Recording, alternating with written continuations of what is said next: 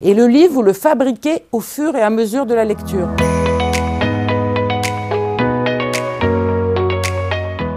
Bonjour, nous sommes à l'école Don Bosco à Liège et nous recevons une écrivaine aujourd'hui, Marie Desplechin. Bonjour. Bonjour. Depuis combien de temps écrivez-vous des livres? J'imagine le premier, j'avais 5 ans. Ma mère, elle en a gardé. Vous avez sûrement fait ça. Vous n'avez pas fait des livres en pliant des feuilles? Mais oui! Mais moi, je l'ai fait aussi. Donc, on plie une feuille. Donc, moi, c'était super naze. Il y a un gros carton. Il y a marqué le petit âne. Il y a un dessin, on dirait un canard. Après, il y a une feuille pliée dedans. Une grosse phrase qui commence et qui ne termine jamais. Avec une grosse écriture, vous voyez, d'enfant. Toujours le même dessin, on dirait un canard. Et c'est un livre. Et en fait, quand tu deviens adulte, tu fais exactement la même chose parce que le désir est le même. La volonté est la même. Le projet est le même. Mais tu as une technique d'adulte. Mais il ne faut pas que vous oubliez ça parce que vous êtes à l'âge où vous allez sortir de la meilleure période créatrice de votre vie. Mais il faut garder ça. Il faut garder l'idée qu'on a fait des livres et quand on est adulte, on le fait avec plus de technique. C'est vachement important de garder ça. Et même les écrivains les plus sérieux qui sont là, vous voyez, à la télé avec des airs un peu comme ça. Au fond, c'est toujours des enfants de 5 ans qui sont en train de faire des trucs avec des petits personnages, des Pokémon ou des Playmobil. Et ils feraient ça, et ils diraient ça, et ils penseraient ça. Et à ce moment-là, il se passe ça. Vous voyez, quand on joue. Et c'est exactement cette activité-là. La création, c'est un jeu.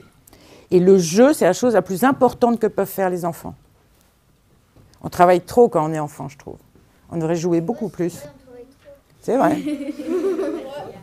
Quel est votre passage préféré dans l'histoire? Tu sais, je ne les relis jamais, mes livres. Je suis horrifiée quand je relis mes livres. Je me dis, mon Dieu, quelle horreur. Le début est pas mal, non? Il est drôle. J'ai aucune idée. Parce que qu'est-ce qu'on aime bien quand on écrit un livre? Qu'est-ce qui se passe quand vous lisez un livre? Qu'est-ce qui se passe dans votre tête? En fait, ce que moi je fais quand j'écris un livre, je vous fais des propositions. Je vous dis, imagine Inès, imagine ses grands-parents, imagine le village, imagine aller dans la cuisine, imagine une voix, imagine la grand-mère fait une lampe dans une citrouille. Et chacun d'entre vous, moi c'est que des propositions. C'est vous qui allez faire l'histoire, parce que c'est vous qui allez imaginer Inès. Il n'y a pas de Inès différente. Les grands-parents, tous les grands-parents sont différents. La cuisine, vous ne voyez pas la même. Le potiron, vous ne voyez pas le même. Vous ne voyez rien pareil. Et même, il y a certaines informations, elles vous plaisent, alors vous mettez plein d'images. Et d'autres, vous en fichez complètement. Donc, c'est comme si vous ne les lisiez pas. Et le livre, vous le fabriquez au fur et à mesure de la lecture.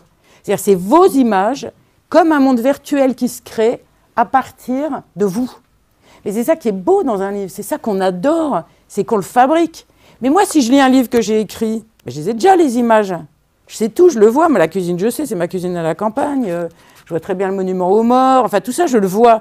Et donc, quand je lis, je n'ai pas l'effet waouh du 3D qui se crée.